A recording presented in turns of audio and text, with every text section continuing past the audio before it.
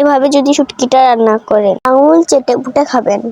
আসসালামু আলাইকুম, সবাই কেমন আছেন? আপনাদের তো আমিও খুব ভালো আছি। দেখতেই পাচ্ছেন এখানে আমরা গোটা রসুন পেঁয়াজ কুচি করে কেটে নিয়েছি। এবার কয়েকটা আলু ছিলে কুচিয়ে নিব। কুচানো হলে পেঁয়াজ কুচির উপরে হালকা একটু লবণ নিয়ে মেখে নিব। ভালো করে মেখে রসুন বাটা, 1 চামচ হলুদ, 2 থেকে 3 চামচ মরিচ, ধনিয়া গুঁড়া, জিরা গুঁড়া, তেল, সব উপকরণ দিয়ে ভালো করে মেখে নিব। মাখানো শেষ হলে কড়াইতে তেল দিয়ে দিব। এবার মাখানো শুটকিটা তেলের উপর ছেড়ে দিব। এবার ঢেকে দিব। কিছুক্ষণ পর ঢাকনাটা উঠিয়ে লাড়াচাড়া করে দিব। লাড়াচাড়ার উপর রেখে ভালো করে কষিয়ে নিব। দেখতেই পাচ্ছেন কষানো হয়ে গেছে। এবার কুচানো আলুগুলো দিয়ে দিব।